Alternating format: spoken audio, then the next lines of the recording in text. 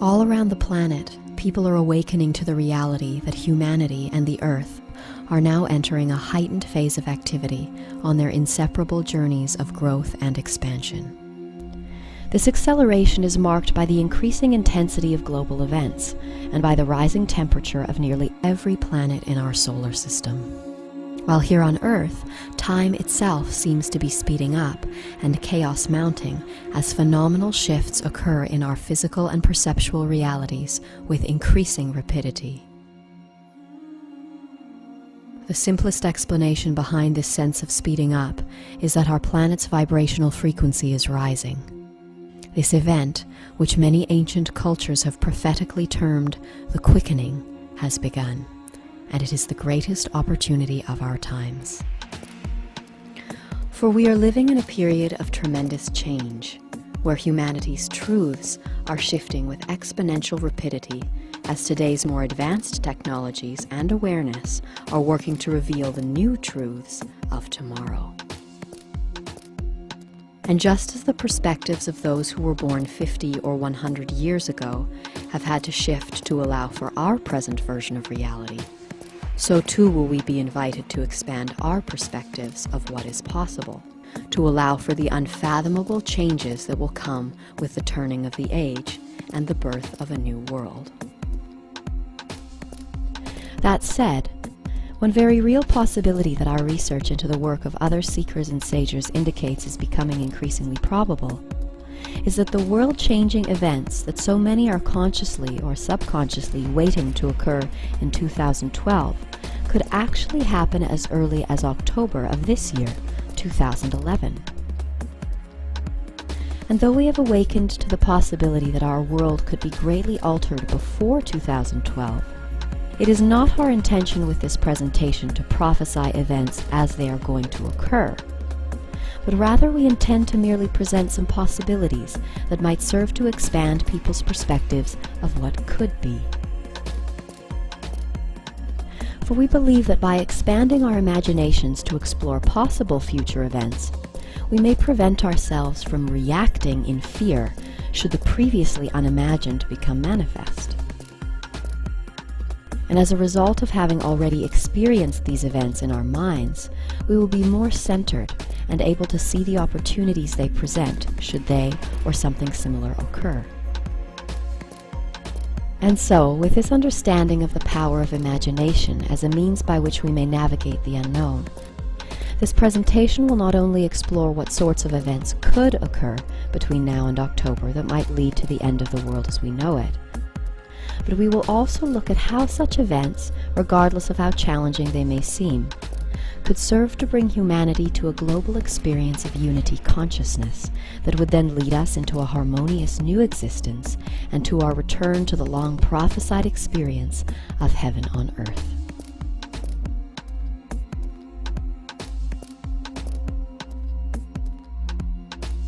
All around the planet, hundreds of millions of people are waiting for events to unfold in the year 2012 that they believe will bring either the birth of a harmonious new reality or the end of the world. But what if those world-altering events were actually to take place this year, in 2011? This anticipated period of great change and purification, which many believe will happen sometime between now and 2012, is referred to as the shift of the ages. And though there are those who believe that the shift is some grand event that is going to occur in the outer physical world or in the cosmos at some point in the not-too-distant future, bringing either salvation or destruction to the world, there are others who believe that the shift is happening right now, and in fact that it has been and will always be happening. For these people believe that the shift can be experienced at any moment by anyone who is willing to make the internal shift back to one, where instead of seeing all beings and events of the world as separate and chaotic, the seeker learns to see that every aspect of existence is serving the divine plan by urging humanity to re-establish its faith and connection to the divine original source of creation, known to many as God or Great Spirit. For it is commonly understood both in the realms of science and spirituality that everything has come from one and that to one we shall return. However, today, Our thoughts and awareness have moved about as far from one as it is possible to get, as humanity's dualistic perspectives and survival of the fittest mentalities have served to divide the world into dueling pairs of opposites, where many believe that they are good while others are evil, that they are light while others are dark, and that they are right while others are wrong. As a result, this divided perspective of existence has every human living for themselves, operating by his own personal will in an attempt to find inner peace by shaping the outer world according to his own likes and dislikes. However, what so many people are realizing today is that the peace we seek cannot be found by creating change in the world outside oneself, for true peace can only be found within. And we may see the truth of this when we consider that all around the world there are nearly 7 billion people who are trying to effect change in the world outside themselves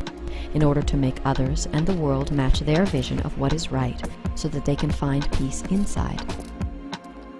However, when we realize that there are 7 billion people with 7 billion different visions of what the world should be like,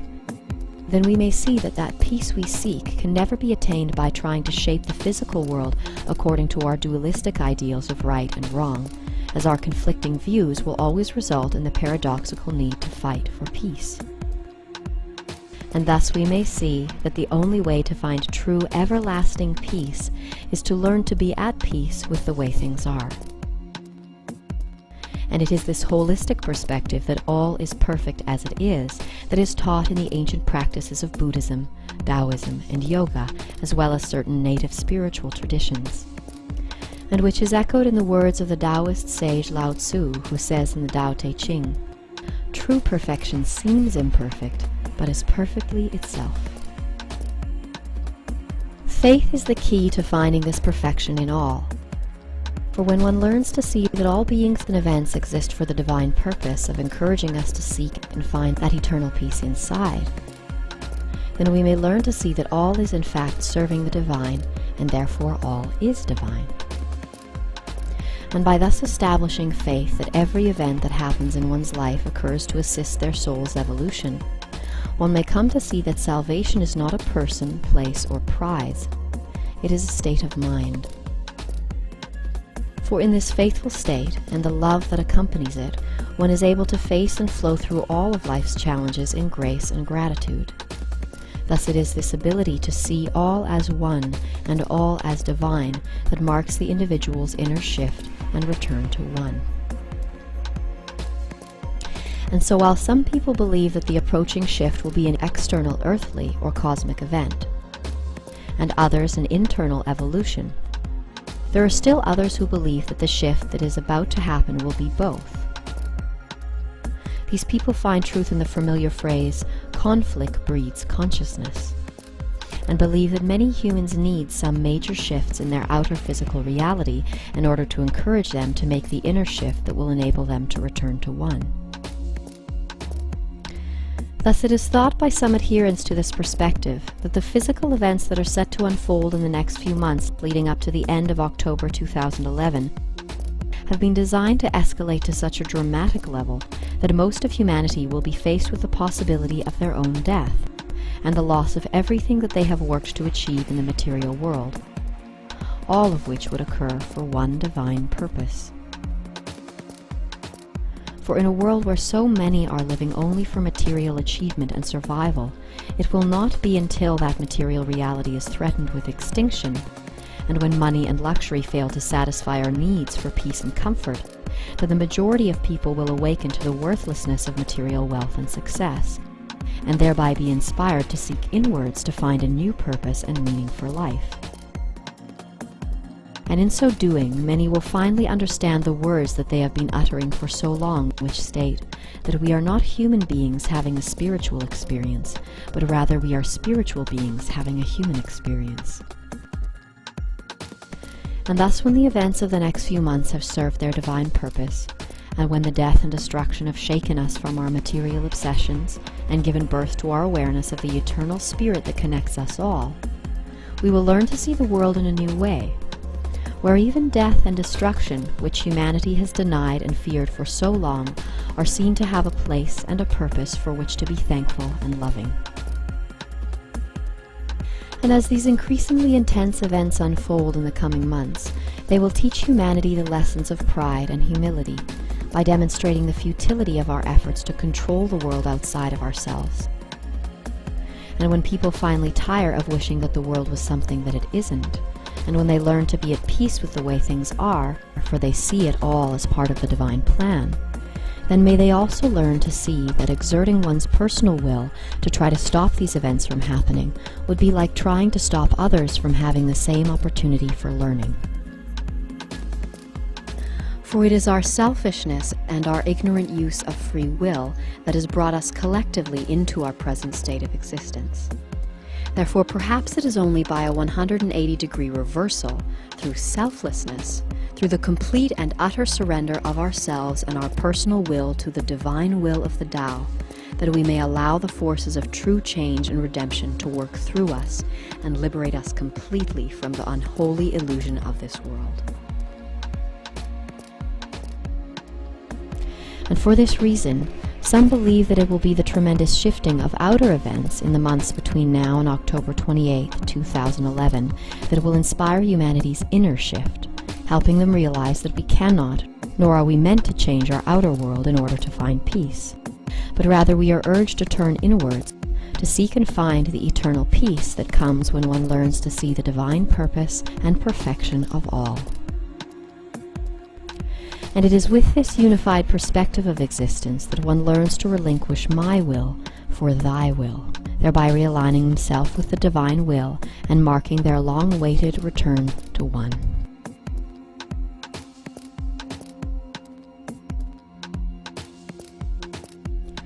So when will these major changes occur in our outer reality that will encourage humanity to make its inner shift back to one? For the past few years, hundreds of millions of people around the world have been preparing themselves for an event that they believe will occur on December 21st, 2012, that will either bring the end of the world or the birth of a new reality. However, an understanding of the Mayan calendar discovered through Swedish researcher Carl Kalleman's study of ancient Mayan monuments, when compared with the escalating intensity of upcoming global events, shows the probability that those world-altering events could happen in the next few months between now and October 28, 2011. Considering the recent development of upcoming earthly and cosmic events that are set to unfold this year, which we will discuss shortly, this shift of perspective from 2012 to 2011 is one that people all over the world are starting to awaken to. While even the Mayans themselves, who have never given a specific date for when we could expect these big changes to occur, as they see the shift more as a process that occurs over time than an event that occurs on a given day, even the Mayans are now saying that great change will come in 2011. And thus it is our intention with the presentation of the following information to encourage people to prepare for the possibility that the world could be greatly changed this year.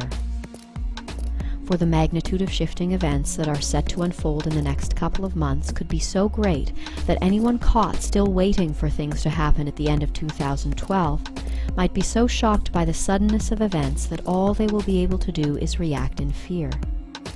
thereby making them more easy to control, while at the same time blinding them to the divine purpose and opportunities that are present in the moment.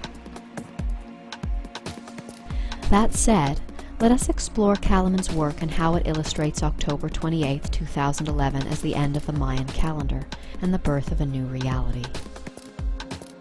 Though to many the Mayan pyramid is simply a monument used for ceremonies and sacrifice, Kalleman's research reveals that the Mayan pyramid is in fact a calendar of evolving consciousness,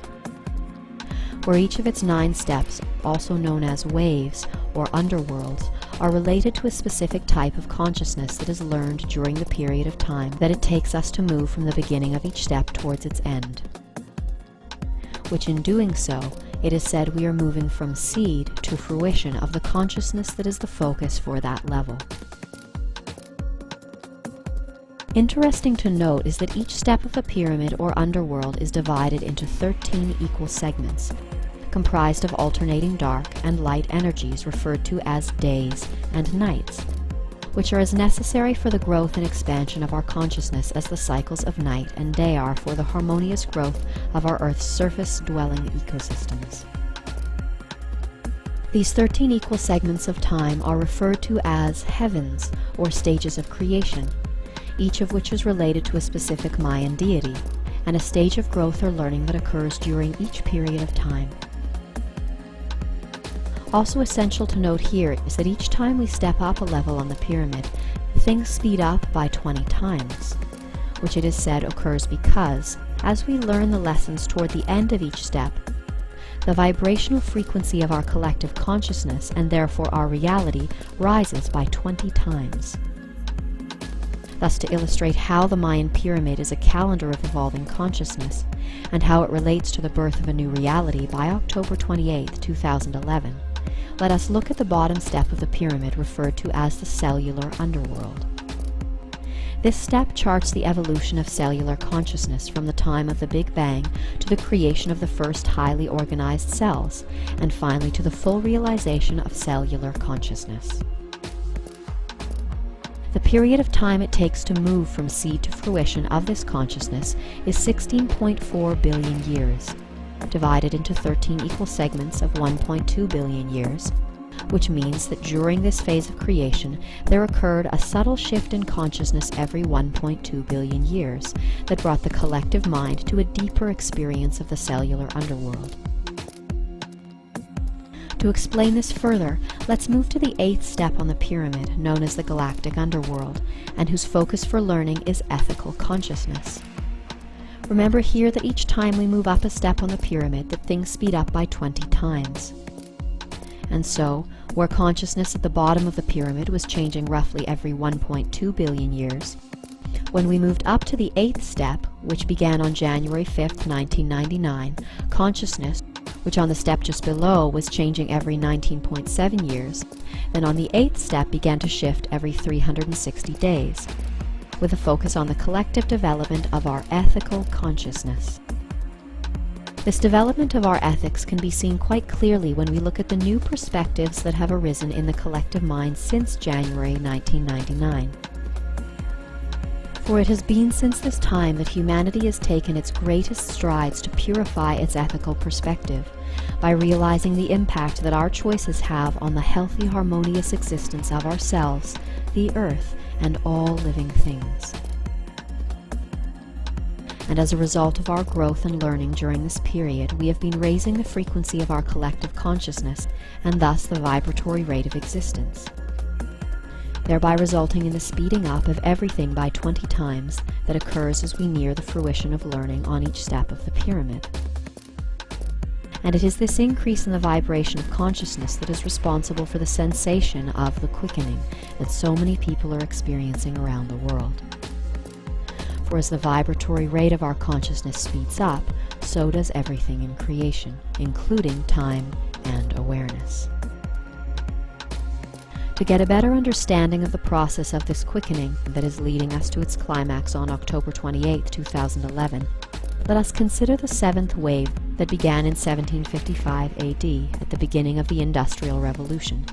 at which point consciousness began shifting roughly every 19.7 years, until January 5th, 1999, when it sped up again and began shifting every 360 days. This is why we had what were referred to as generation gaps in the time before January 1999. Because prior to that date, our consciousness shifted at a slower rate. When a new thought was introduced to the world, it would take a longer period of time for our consciousness to assimilate that concept.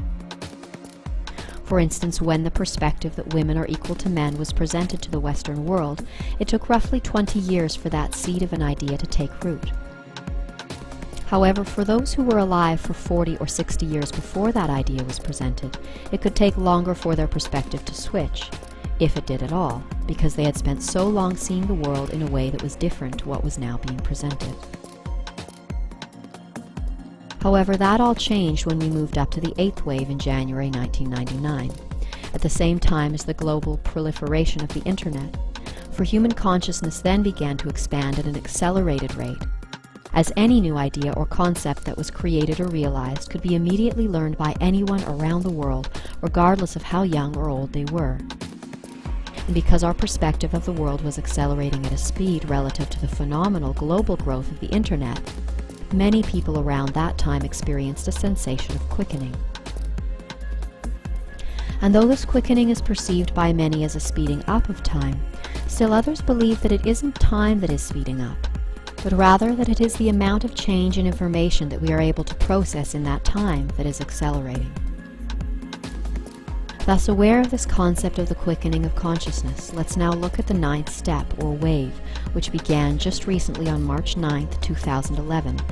2 days before the earthquake in Japan, at which point consciousness, which was previously shifting every 360 days, is now shifting every 18 days, which it will continue to do until October 28th, 2011, when it is said that we will come to the simultaneous completion and full realization of all 9 underworlds at once. Which in other words means that around the end of October, every living thing, which is an individual thought of the collective mind, would somehow come to the simultaneous full realization of every level of creation from the moment of the Big Bang to the completion of the Mayan calendar on October 28th. And here it is thought that the only way that we could come to the simultaneous full realization of every aspect of creation is to become one with it. For no one knows you like you know yourself, and therefore in order to truly know every aspect of creation, some believe that we will be given the opportunity to experience our oneness with everything that has and will ever exist, as if it were ourselves. And it will be through this experience of oneness that we finally realize truly who, what, when, how, and why we really are. This return to one is reflected in the scientific and spiritual teachings around the world, which uniformly agree in the expansion and contraction of the universe, and which also state that everything has come from one, and that to one we shall return. This concept of our return to one is also supported in the focus for learning during our current experience of the ninth wave, which is dedicated to the collective development of our unity consciousness, which Kalaman's research indicates will be fully realized by October 28, 2011.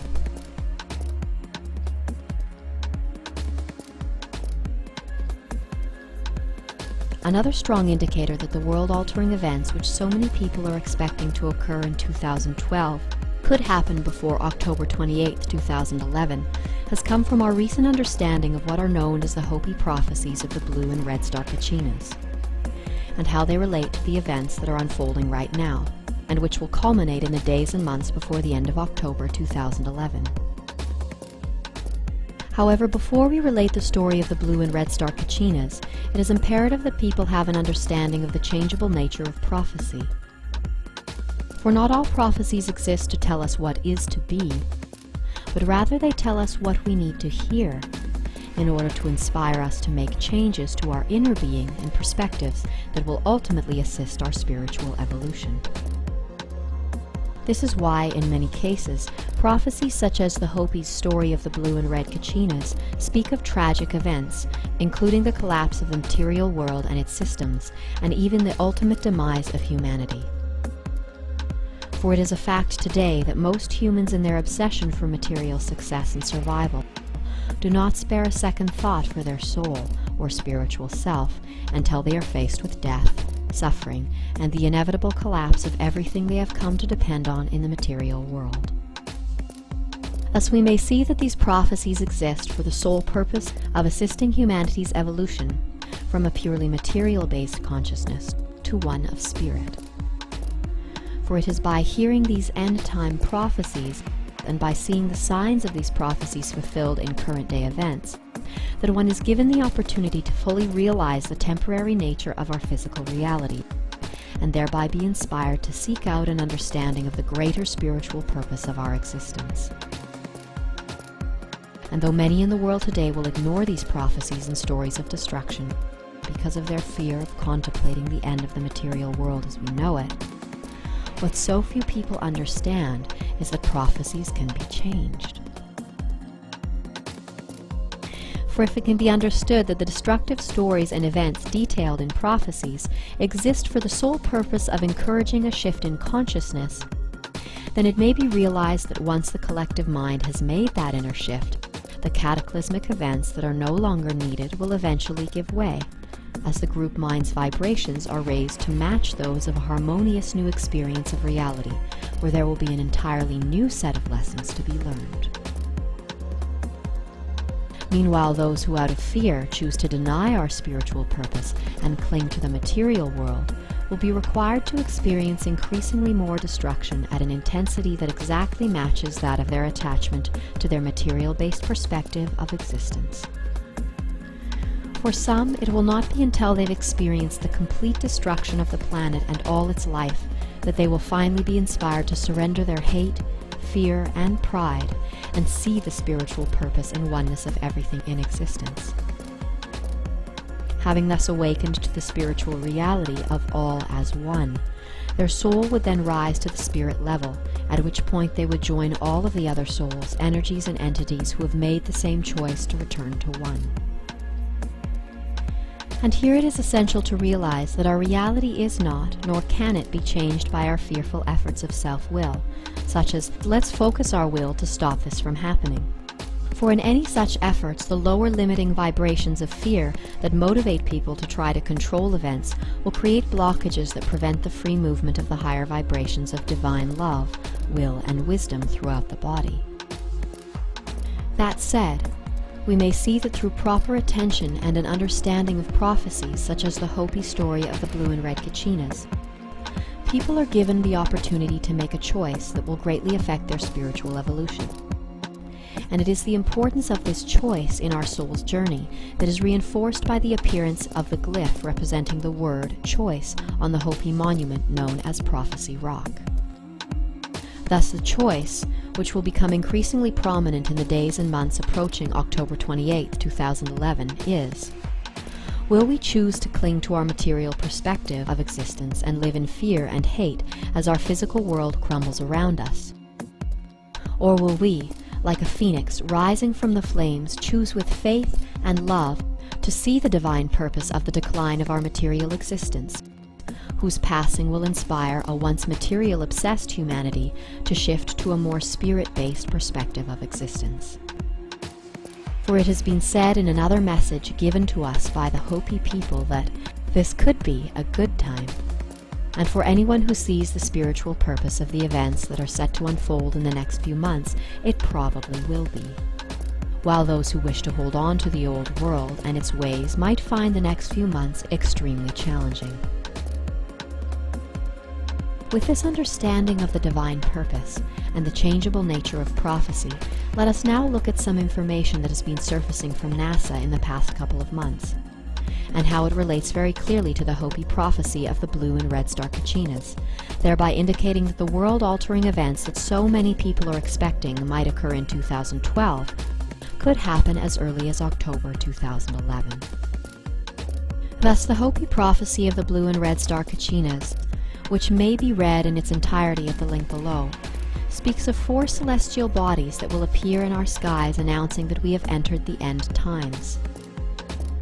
These 4 bodies are referred to in the prophecies as Pagongahoya and Palangahoya, the guardians of the North and South Poles, Nangasohu, referred to as the blue star Kachina, and the red star Kachina, also known as the Purifier. It is said in the prophecy that in the final days we will look up in our heavens and we will witness the return of the 2 brothers, Pagongahoya and Palangahoya, who helped create this world in the birthing time. In the final days, the blue star Kachina will come to be with his nephews, and they will return the Earth to its natural rotation, which is counterclockwise. It is also stated in the prophecy that the return of the blue star Kachina, who is also known as Nangasohu, will be the alarm clock that tells us of the new day and a new way of life, that a new world is coming. This is where the changes will begin. Of extreme interest is the fact that NASA has recently, albeit quietly, released that there are 3 what are presently being called comets heading to Earth right now, all of which will be visible and in very close proximity to the Earth between the dates of August 15th and September 26th, 2011. Though the first body to make its pass will be comet Honda coming in from the south and at its closest approach to Earth on August 15th, 2011, of particular note is the body that people are referring to as comet Elenin,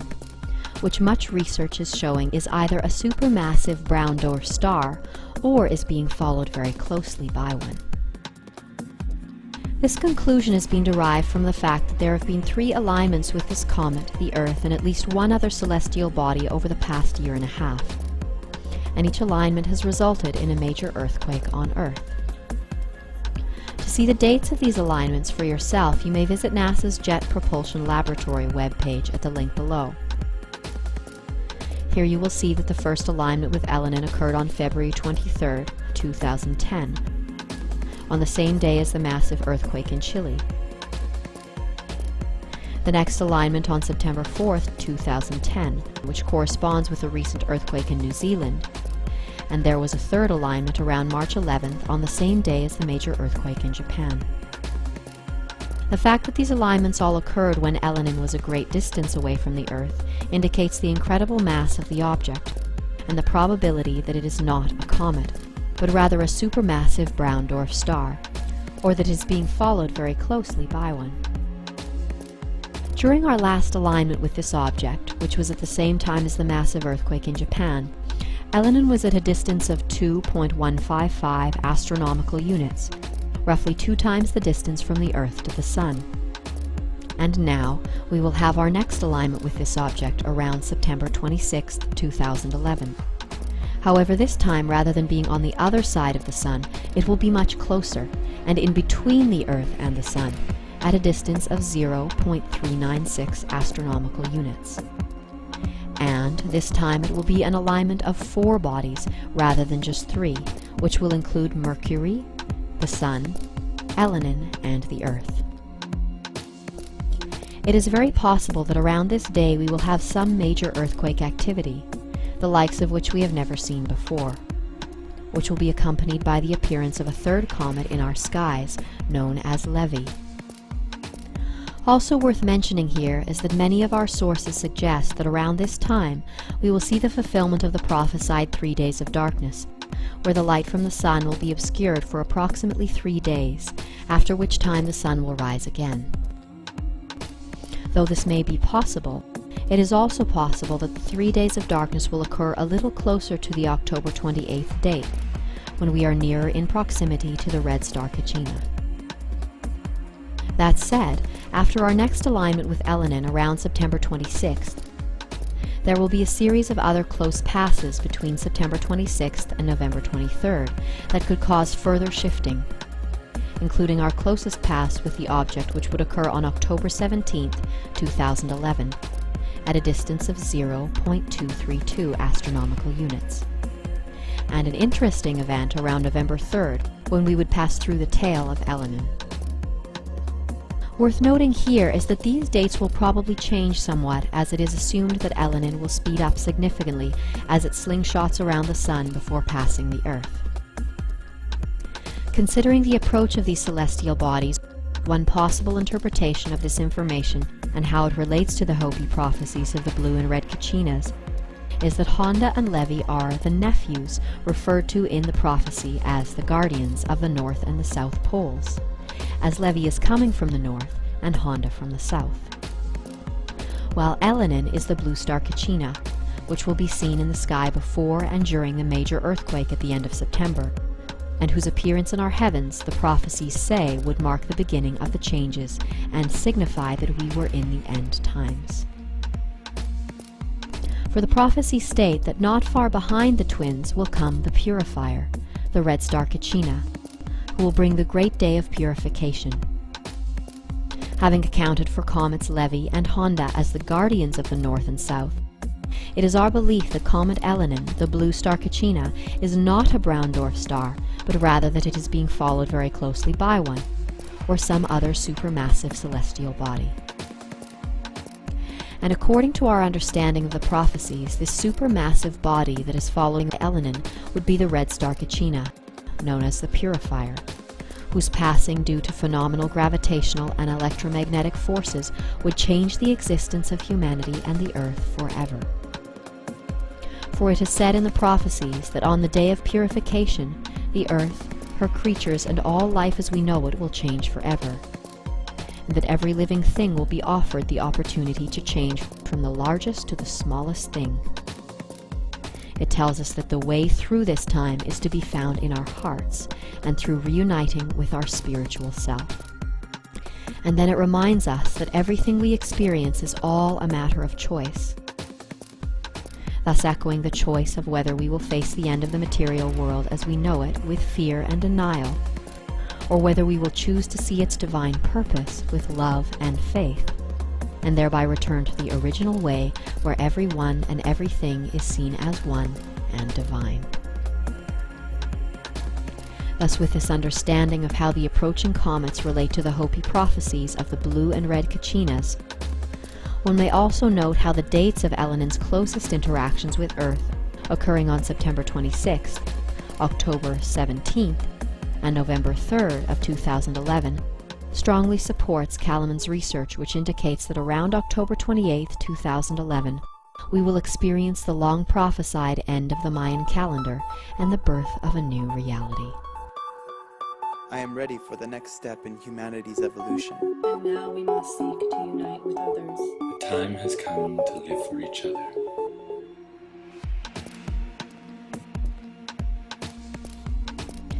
Having explored the possibilities of how the world could be greatly changed by October 28, 2011, let us now consider how the events that are set to unfold in the next few months could assist humanity in its evolution, from a purely material-based perspective of existence to one more rooted in spirituality. As mentioned before, there are many people in the world today who, because of their focus on material success and survival, will not spare a second thought for their soul or spiritual self until they are faced with death, suffering, and the inevitable collapse of everything they have come to depend on in the material world. Thus, in accordance with the familiar phrase that it is always darkest before the dawn, it is our belief that in the coming months the world will be required to experience a level of death and destruction that will encourage its material-obsessed inhabitants to return to a more spiritual-based perspective of existence. And though it's understandable that the collapse of our material world and its systems could be quite a frightening experience, it is essential to understand here that those who learn to have faith in the spiritual purpose of these events will be given the tools and awareness that will allow them to face and flow through all of the challenges of the coming shift in relative grace and ease. We have been told that faith is the key. For when one learns to see that all beings and events exist for the divine purpose of encouraging us to seek and find that eternal peace inside with the way things are, then we may learn to see that all is, in fact, serving the divine, and therefore all is divine. And with this perspective, one may learn to move through the events of the coming months with a heart full of love and gratitude, rather than being consumed by hate and fear. And it is the power of this faith to bring us peace that is being referred to in the Hopi prophecy of the blue and red Kachinas, when it says, "Life will get very perverted, and there will be little social order in these times. Many will ask for the mountains themselves to fall upon them just to end their misery, while still others will appear as if untouched by what is occurring, for they are the ones who remember the original teachings and who have reconnected their hearts and spirit." Having thus remembered the divine role that destruction may play in our spiritual evolution, let us now explore some of the potential challenges that could unfold in the next few months that might assist our soul's journey back to one. And remember here that it is not our intention with this presentation to prophesy events as they are going to occur, for it is our belief that our future is always changing in accordance with our willingness to learn new lessons and perspectives. That said, Our intention herein is to merely present some possibilities of what events could occur that might lead to the collapse of the material world as we know it, and to humanity's subsequent return to a spirit-based consciousness. Though to many people whose perspective of the state of our world is molded by popular news and media, the idea that our entire material reality could collapse in the months between now and October 28, 2011, might seem like a sensationalist Hollywood film. What so few people realize is that the process is already well underway. In truth, a simple string of events whose elements are already in place could cause the toppling of our existing world systems within as little as a week or 10 days. And though it may not look exactly like this is one possibility of how it could happen. All it would take is another staged terrorist attack in an American city similar to that of 9/11. Except this time, rather than airplanes, the damage would be delivered by a device called a suitcase nuke, which is a hypothetical suitcase-sized nuclear bomb, which has begun to receive a lot of mention in films and news reports within the popular media. If such a bomb were to go off in an American city, and the authorities were to link its creation to Iran, whom the US is wrongfully accusing of developing nuclear weapons, in the same way that it accused Iraq of developing weapons of mass destruction, this would pave the way for a US-led Allied attack on Iran, which would then mark the official beginning of World War III. In truth, this war has already begun, with US-led trade sanctions against Iran being imposed by the United Nations, in an effort to cripple the country's military and economic production, while the US and its allies make preparations for war. It is also known that for some months now the US has been amassing troops and weapons in Israel in preparations for a massive offensive in the Middle East. However, with the US having recently reached its $14.3 trillion debt ceiling, with the dollar flagging and the euro near collapse, and with the US already overextending itself in wars in Iraq, Afghanistan, Libya, and Pakistan, its decision to engage in a world war, along with the crippling effects of the staged terrorist attack, would crush whatever faith remained in the US markets and result in the collapse of the American dollar, which would in turn begin the spiraling collapse of all the world economies. With world oil prices hovering at record highs, the Iranian president has promised that as soon as the first bomb drops on Iran, he will set the oil fields on fire. Thus, with the value of the euro and the dollar dropped through the floor, the flaming oil fields would result in the skyrocketing of gas prices, which would then lead to the inability to transport food and other goods around the world. Statistics indicate that without steady transport, most urban centers would be depleted of food and resources within 3 days.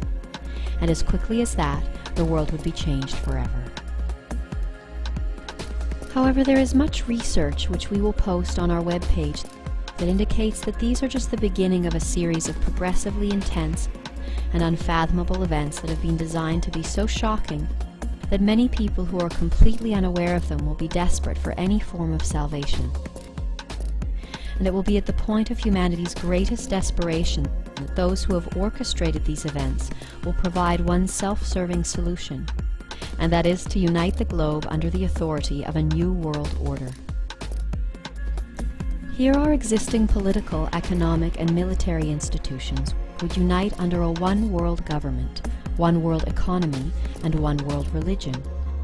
which would offer to meet the immediate needs of humanity, providing food, money, and medicine, and even miracles, in exchange for complete obedience and subservience to the system. However, it is essential to understand here that even though the voice calling people to the New World Order may use the appealing words of unity, truth, and service, it will only be offering a temporary solution to the symptoms of humanity's suffering, along with promises to preserve a degree of comfort and security within a familiar system, where people are divided by the old world perspectives of good and evil, rich and poor, strong and weak. This voice will speak to people's fears and to their desires to protect and preserve the self. And all those who choose out of fear to cling to the material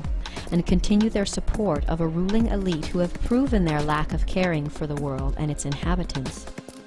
will, by the quality of their own thoughts and emotions, be required to experience increasingly more hardships until such a time that they are willing to put their faith in the divine spirit, rather than the corrupt institutions of man or his false gods. So what sort of events could unfold in the next few months that might bring the world to such a state of desperation that it would agree to uniting the planet under the authority of a new world order? Should events similar to those mentioned previously occur, it is possible that the desperation caused by global food shortages and the collapse of the world's economies could lead to worldwide pandemonium, as cities erupt in mass riots and looting, while people rise against each other and their governments in a desperate attempt to acquire food and resources for themselves and their families. This violence would be greatly compounded by the threat of nuclear war and invading forces that would be escalating around the world. Add to this the hysteria that would be caused if the Earth was shrouded in 3 days of darkness that most people didn't know would end. And then add another devastating earthquake which would cause the meltdown of 30 nuclear reactors around the planet, whose radioactive waste would spill into the Earth's air and oceans. And then, at the point when the entire world seemed divided and at war with each other, and when the state of humanity seemed all but lost, we would hear news reports of a strange object approaching from space, which was previously thought to be Comet Elenin,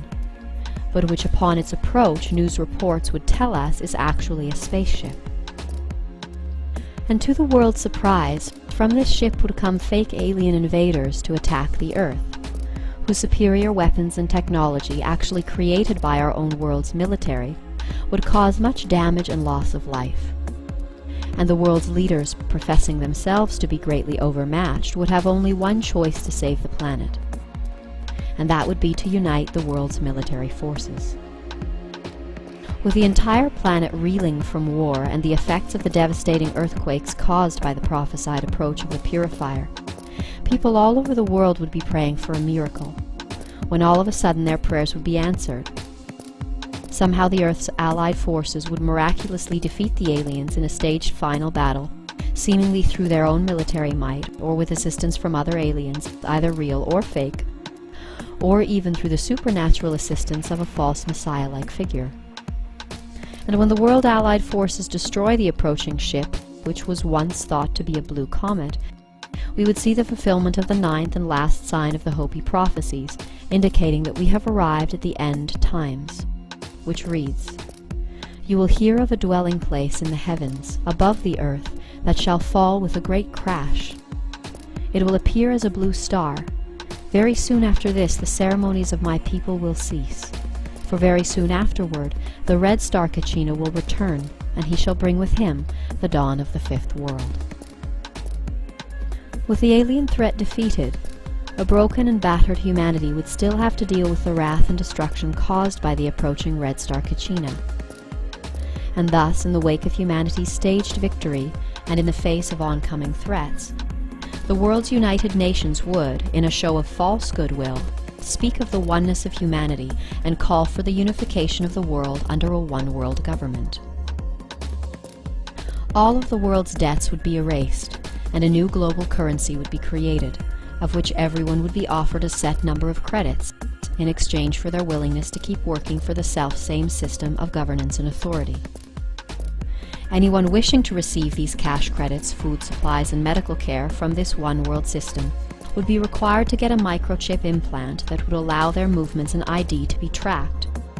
And all those who do not comply with the rules and regulations of the system would simply have their chip deactivated. And at the top of this new world order, at the capstone of its pyramid of control, would be the false savior, which could appear either as an alien being or as a luminous messiah-like figure who would perform signs and miracles so great that they may deceive, if that were possible, even the elect.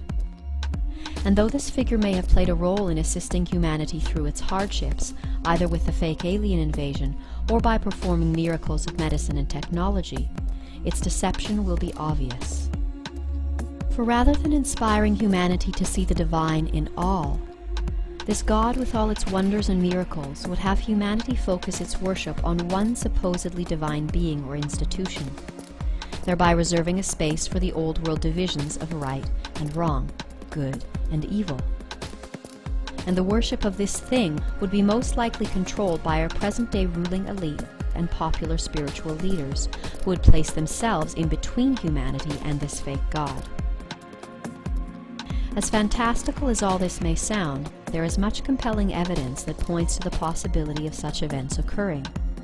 even those as extraordinary as the fake alien invasion, the possibility of which is being planted in people's minds through the noticeably high number of alien invasion movies and television shows that have come out in the last year, including the recent National Geographic series called When the Aliens Attack, which shows how the world's military forces would face and defeat a hostile alien invasion, not if, but when it happens. And here it is essential to realize that compliance with the New World Order is a trap, just as surely as wishing harm upon those responsible for its creation. For both are reactions of fear. However, if one is able to remember that all of this death and destruction is actually serving the divine purpose of shifting us from a material-based consciousness to one founded more on spiritual awareness, then we may break away from the fearful reactions of compliance and resistance and take our first steps down the path towards the original way, mentioned in the Hopi prophecies, where everything is seen as one and sacred. For if we can learn to see that those whom we would perceive as dark or evil are in fact serving us, by providing experiences that are essential on our path to self-realization, then perhaps it is also possible to see that in fact they are us, or at least an essential part of us, just as we are a part of them. This vision of oneness is reflected in the words of Rumi when he says, "Out beyond ideas of wrongdoing and right-doing, there is a field. I'll meet you there. When the soul lies down in that grass, the world is too full to talk about. Ideas, language, even the phrase each other doesn't make sense anymore." With this perspective, one may realize that all of the world's heightened chaos and conflict isn't actually the creation of one diabolical individual or organization, but rather in accordance with the universal wisdom, as above, so below. It is an exact reflection or projection of the mounting conflict raging in the hearts and souls of the collective mind, where so many individual souls who are wishing to move beyond this meaningless material existence still feel powerless to do so. However, when we see the destruction of these systems which will no longer be able to support our needs, and when our leaders whom we have relied on to keep us safe start a war that we realize could destroy the entire planet, those who have felt trapped by the system will finally let go of their dependence on it and seek a new way of living that is more in line with their inner heart's urge for peace and harmony. And thus, through the actions of those whom we would perceive to be dark or evil, we will have learned and been freed. And in accordance with the perfection of this divine plan, our ability to love and recognize our oneness with those whom some would call our oppressors will be the power that sets those oppressors free as well. For the prophesied return of the purifier will open up the book of life, where the thoughts and deeds of every living being throughout creation are recorded for all to see. And here every soul will have the opportunity to experience the suffering that it has caused through the course of its lives. And as those whom many would call their oppressors scan through their experiences, they will see how the hurt that they have caused is met with hate, anger, and with thoughts of revolution and murder, and they will feel justified in their cruelty. However, as they continue their search deeper into the book of life, they will come across those who, even though they suffered greatly at their hands, have felt only love. And it will be at this moment that those souls which previously knew only hate will learn the spiritual truth that a person can be redeemed just as surely by getting love as they can by giving love. And by thus learning to love and be loved, we will rise above the challenges of this dark night of the soul, to meet the dawn of the glorious resurrection together as one.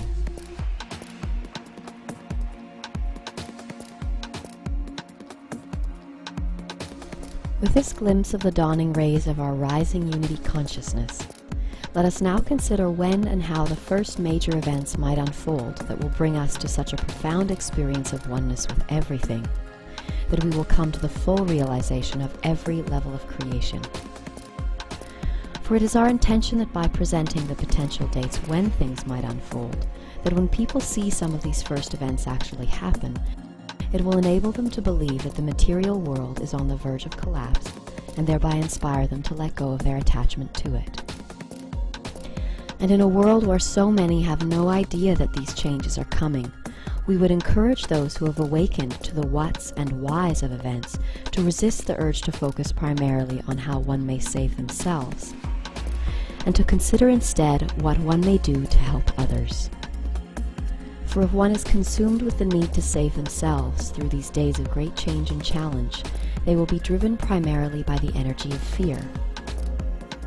Whereas if one is able to turn their focus towards helping others, they will change their motivation and therefore their vibration from one of fear to one of love.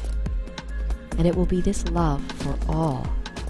and faith in the divine purpose of all that is occurring that enables one to move through all of the challenges of the coming days in relative grace and ease. That said, there are some interesting indicators revealed in Kalaman's research of the Mayan calendar that show the potential dates when things might unfold. Of particular interest are the periods known as the fifth day and the fifth night that occur on each step of the pyramid. For it is understood that during the fifth day of each underworld, we typically experience a global event that marks a great leap forward towards our deeper understanding of the consciousness being learned on that level. And past trends show that typically the fifth night brings a great global challenge, which then gives the collective mind the opportunity to put the lesson it has just learned into practice. Looking at events that occur during the fifth day and night over the past few steps on the pyramid, we can see that during the national underworld, the positive values and teachings of Christ were followed in the fifth night by the appropriation and perversion of those teachings during the Dark Ages. While during the planetary underworld, the fifth day brought us World War I, along with the automation of industry and the expansion of our perception of reality through Einstein's theory of relativity. The end of the fifth day was marked by the beginning of the Great Depression, which then continued through the fifth night, accompanied by World War II and the use of the first nuclear weapons against Japan. During the galactic underworld, the fifth day saw a profound shift in consciousness towards peace and harmony, with a tremendous increase in the number of spiritual groups sprouting up all over the world. While the fifth night was marked by the 2008 collapse of the American and European economies, which now brings us to our current step on the pyramid, known as the universal underworld.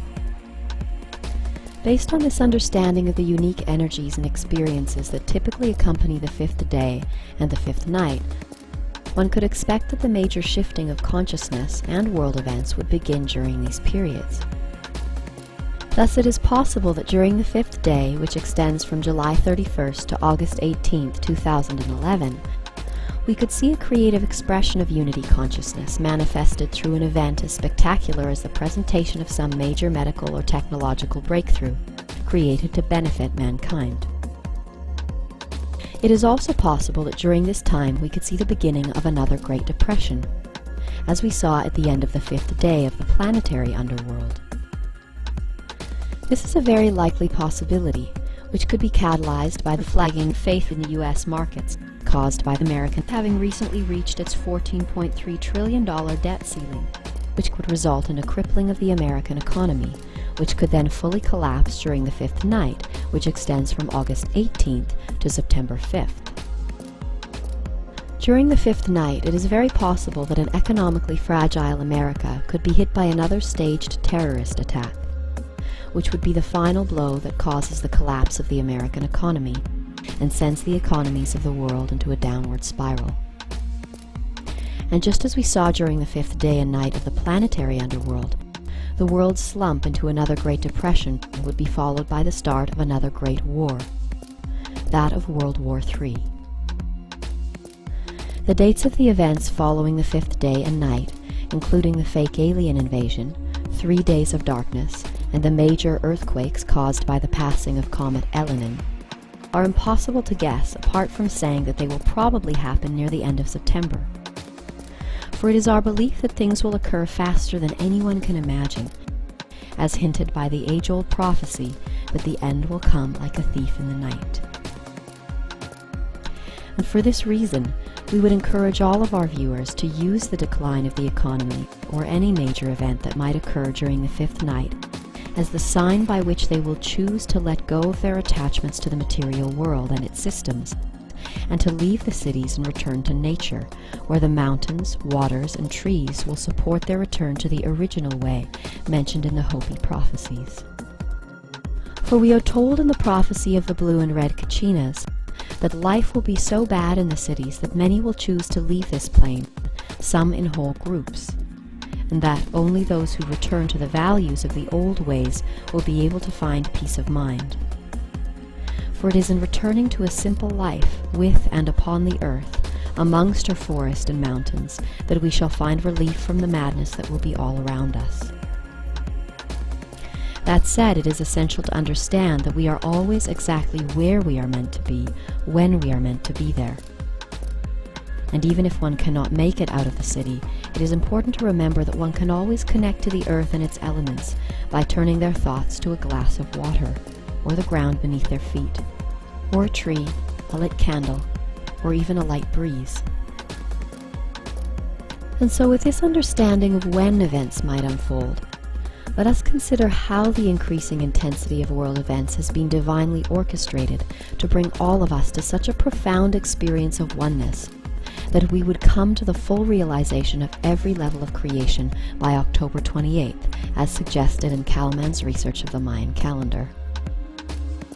According to Kalaman's work, the focus for learning during the 9th wave from March 9th to October 28th, 2011 is unity consciousness. And therefore it is thought by some that the increasing intensity of events that are set to unfold in the next few months will move us through progressively deeper experiences of unity and oneness, which would peak sometime around October 28th, when the Earth will return into the higher vibrational electromagnetic field of the purifier. For many, this process will be experienced as an expansion of consciousness, which extends from the personal to the universal, where one's first experience of unity might occur through a realization or connection that happens within oneself. Next, an increase in the intensity of world events, such as food shortages and the collapse of the economy, could inspire people to expand their understanding of unity beyond the self, by encouraging them to seek out other like-minded friends and individuals with whom they might share resources and understanding that could help them meet the increasing demands of the moment. A further increase in the intensity of the global situation caused by massive earthquakes and other global disasters could cause a further expansion of the concept of unity by inspiring people to extend their caring beyond people in their own social sphere, resulting in a genuine caring and collaboration amongst strangers that comes from the realization that we are all in this together. Further intensification of the global situation through events as extreme as a fake alien invasion and the complete collapse of world systems could then cause some to perceive the formation of a new world order as the ultimate expression of unity, while others will see ultimate unity as the mobilization of the world's citizens in a revolution against such a system.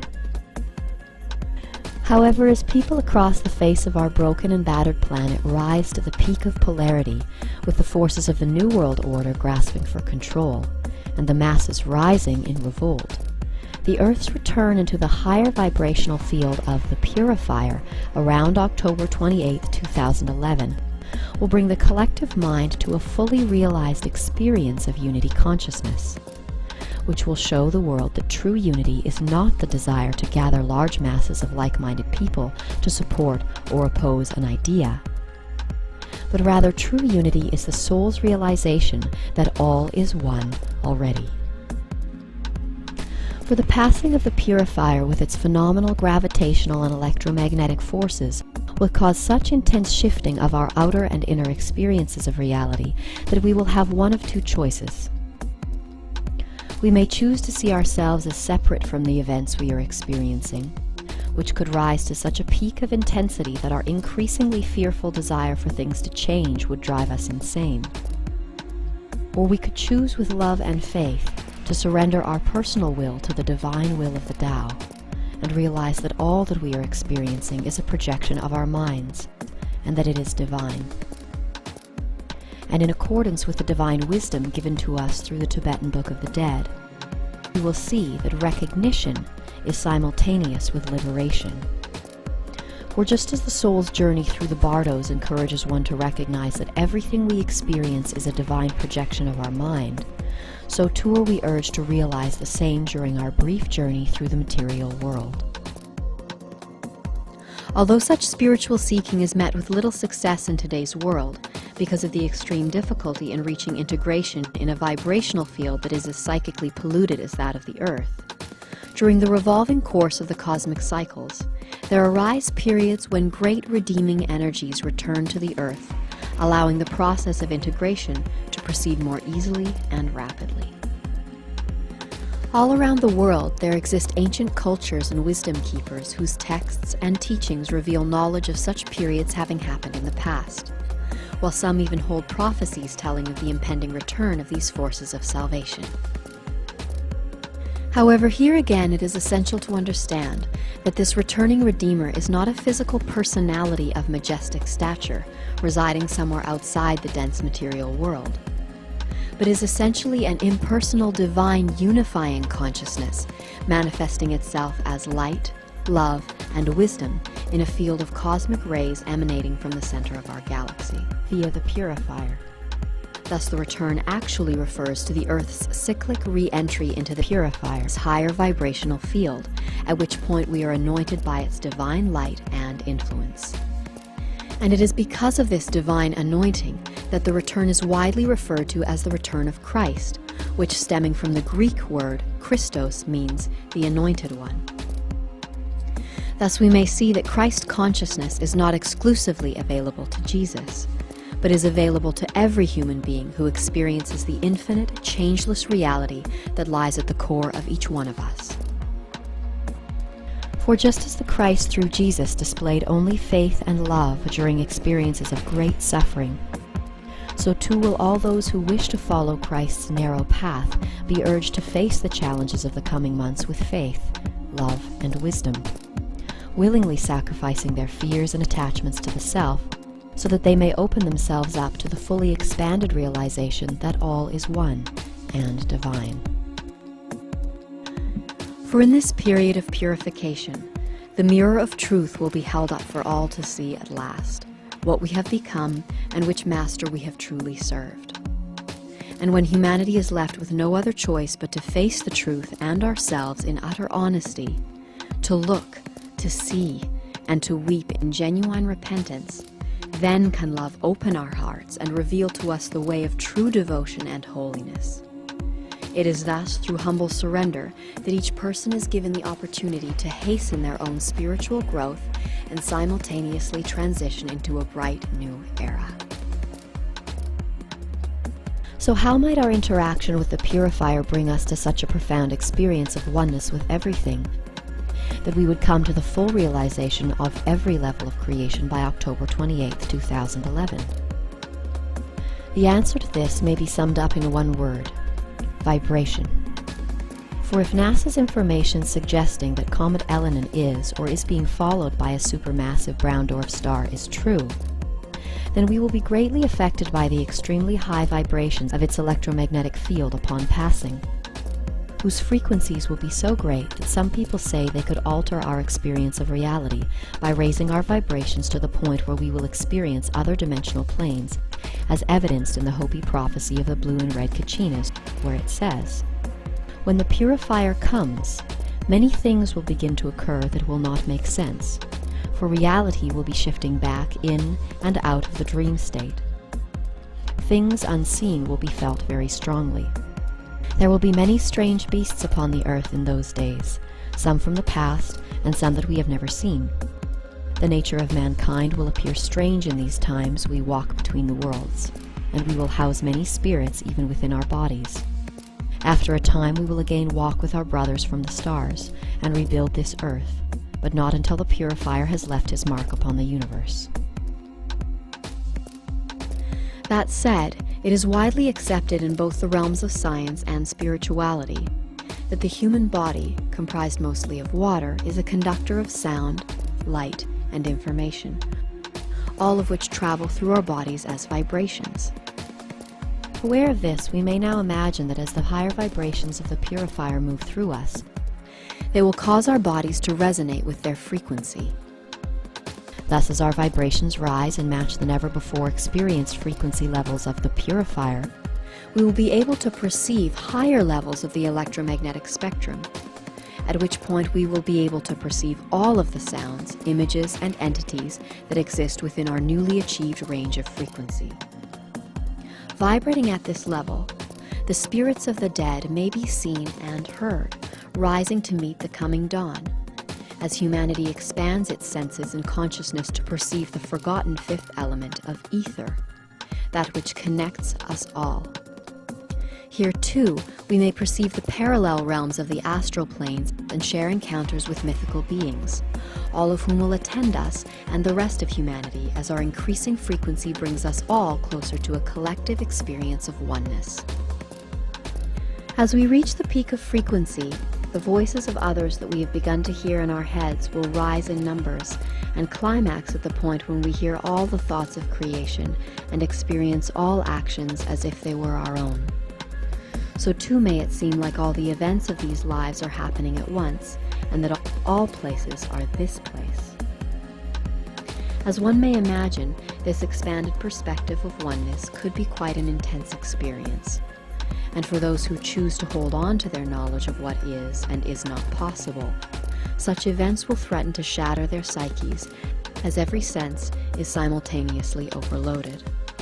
Thoughts of good or evil will give rise to those of their dualistic opposites and attract like energies that further threaten the traveler's ability to stay safe and sane. And here we will have a choice, to either clutch to the banks of that raging river and be dashed against the rocks, or to simply let go and surrender to the roar and the flow. Some will try to hide from this experience. Some will try to escape it. Some will welcome it. Some will recognize it. And some will have known all their lives that the end would be like this, exactly like this. As the truth of oneness, followed by divine love, returns to our ailing planet,